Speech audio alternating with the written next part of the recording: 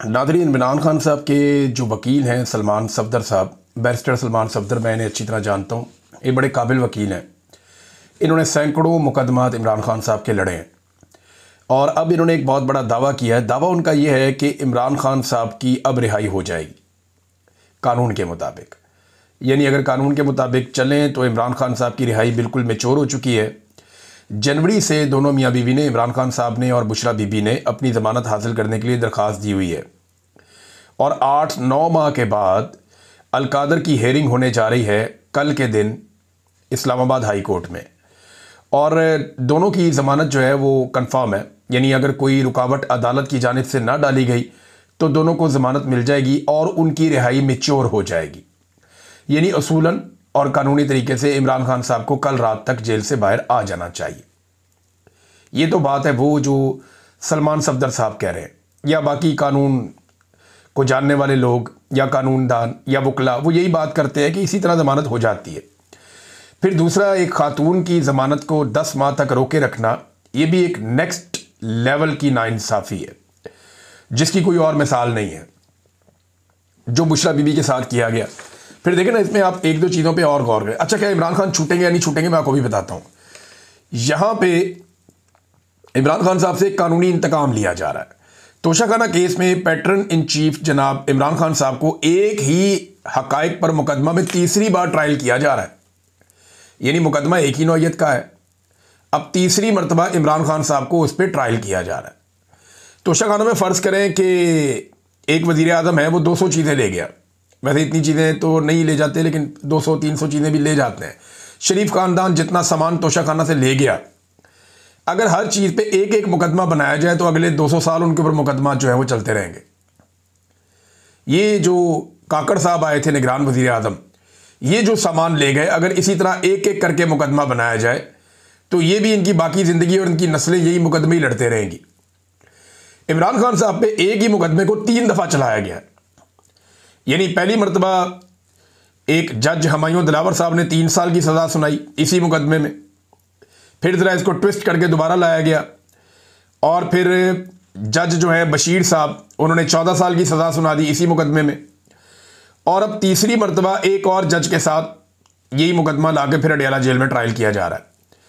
तो इमरान खान पाकिस्तान की वाहिद शख्सियत है, दुनिया का आप समझ लें, जिसको एक ही मामले में तीसरी मरतबा ट्रायल किया जा रहा है। एक ही नौयत का, एक ही चीज़ का, एक ही मुकदमा है और तीसरी मरतबा वो ट्रायल हो रहे हैं। इमरान खान साहब के वकील ने एक और बड़ी अजीब बात बताई। उन्होंने कहा जी 2 टोटल गवाह हैं जो इमरान खान साहब के खिलाफ आते हैं, जो काबिल जिक्र है, बाकी तो सारे झूठे ही साबित हो गए हैं। एक इनामुल्लाह शाह, ये इमरान खान साहब के साथ ही होता था। एक सुहेब अब्बासी। अच्छा, ये जब भी आते हैं ना अदालत में तो इनसे कोई सवाल किया जाता है तो कहते हैं जी आज हमें सिर्फ इस तोहफे की हद तक याद हैं, चीज़ें पिछली हम भूल गए। इंसानी याददाश्त है ना, अब ये किसी इदारे की तरह तो काम करते नहीं, आम लोग हैं। तो ये ऐसे गवाह हैं जिनको जो चीज़ें याद दिला के भेजी जाती हैं कि प्रोसिक्यूशन आपसे ये पूछेगी, आपने ये जवाब दे देना है, जज आपसे ये पूछेगा, आपने ये जवाब दे देना है। इस तोहफे से मुताल्लिक आपसे जो भी बातें होंगी वो अपने आप को याद दिला दी हैं। अगर उनसे कोई सवाल करता है फलानी चीज़ का बताओ जी, वो मुझे याद नहीं है, ये वाली बात बताओ, मुझे याद नहीं है, वो जो पिछली तुमने गवाही दी थी एक और, वो भी मुझे याद नहीं है, क्योंकि झूठ याद नहीं रहता। लिहाजा इन्हें एक ही तोहफे के ऊपर तैयारी करवा के भेजा जाता है और ये आगे बता दें जी इस तोहफे की हद तक हमें सिर्फ मालूमात है। अब अंदाज़ा करें गवाह भी इनके पास कैसे कमज़ोर हैं। जजों को तो ऐसे गवाहों को नॉर्मली जज उठा के अंदर कर देते होते हैं झूठी गवाही में और गुमराह करने में अदालत को। इस जुर्म के अंदर भी ये बंदे अंदर हो जाते हैं, लेकिन यहाँ पे जनाब काम चल रहा है क्योंकि एस्टेब्लिशमेंट इसके पीछे खड़ी है। अच्छा, अब ये वकला को लगता है कि बहुत बड़ा दावा है कि इमरान खान साहब रिहा हो जाएंगे कल के दिन में, लेकिन क्या हो जाएंगे? तो मेरी दानिश में ऐसा नहीं होगा। इमरान खान साहब की रिहाई ऐसे नहीं होगी।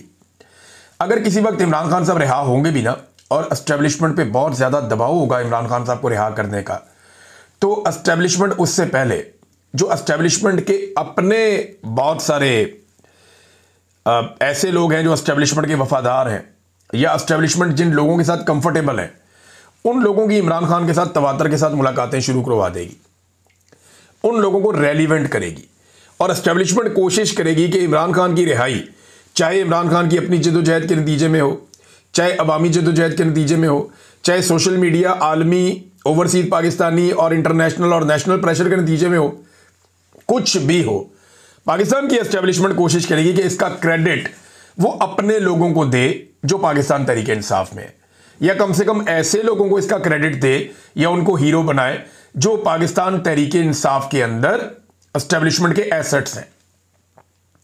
कोशिश वो ये करेगी। लेकिन सोशल मीडिया का दौर है, लोग सारा कुछ खोल कर रख देते हैं। इमरान खान साहब खुद बड़े समझदार हैं।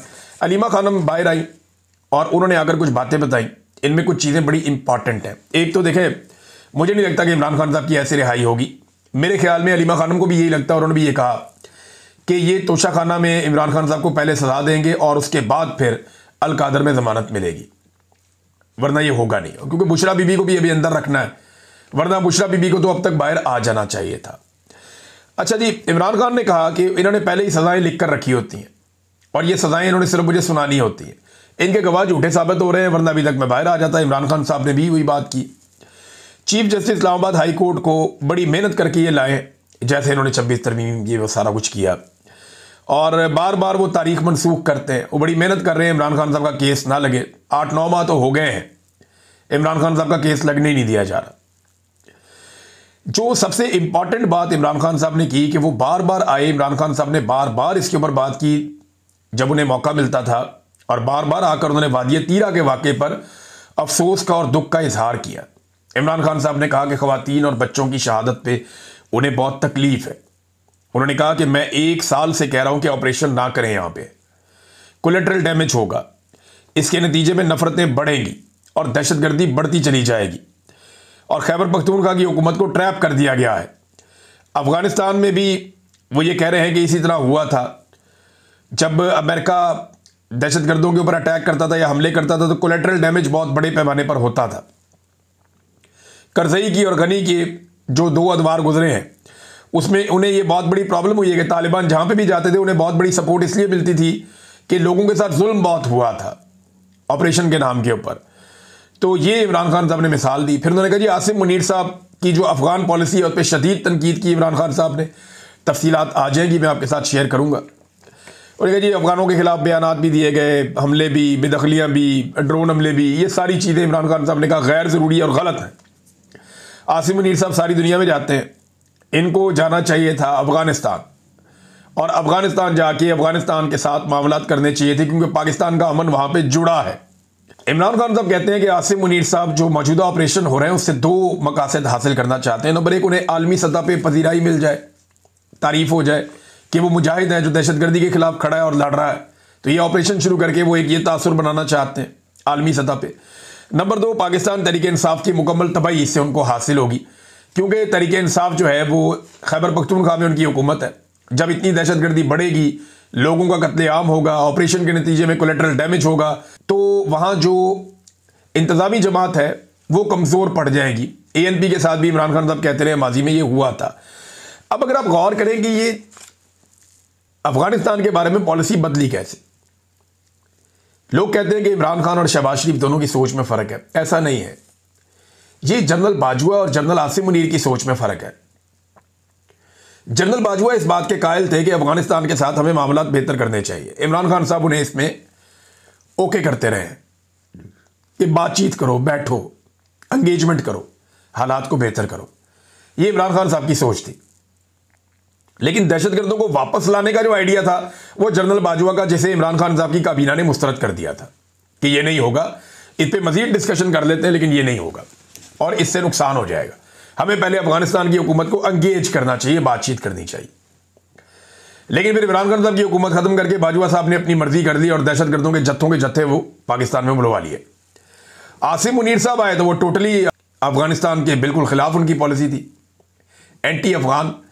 और वो पॉलिसी अब नजर भी आती है ना, वज़ीर दिफा आपका हर थोड़ी देर के बाद कोई ना कोई एक आधा और अफगानिस्तान के ऊपर अटैक कर देता है। वो कह रहे जी हमारे भाई कोई नहीं है अफगान, हमारे दुश्मन है। ये ख्वाजा आसिफ वज़ीर दिफा बार बार कह रहे हैं। तो इमरान खान साहब ने बड़ी क्लियरली ये कहा कि खैबर पख्तूनख्वा की हुकूमत ट्रैप हो गई है। 4 लोग बहुत ज़रूरी हैं, या 4 जो जगह है वहाँ पे बहुत ज़रूरी है कि आप काम करें ताकि कबायली इलाकों में अमन आ जाए। नंबर 1, अफगानिस्तान की हुकूमत, पाकिस्तान की हुकूमत। नंबर 2, नंबर 3 जो पाकिस्तान के कबायली अवाम है। नंबर 4 जो अफगानिस्तान के वहाँ के मकामी अवाम है। ये जब तक आप चारों इकट्ठे होकर फैसला नहीं करेंगे और एक कोऑर्डिनेशन नहीं बनेगी, तब तक आप दहशतगर्दी को कंट्रोल नहीं कर सकते। दहशतगर्दों से किसी किस्म के मामलात नहीं होने चाहिए, उनके खिलाफ कानूनी कार्रवाई होनी चाहिए, लेकिन वो कानून के मुताबिक, एग्रीमेंट्स के मुताबिक और एक मरवजा तरीक़ाकार जो है उसके मुताबिक होना चाहिए।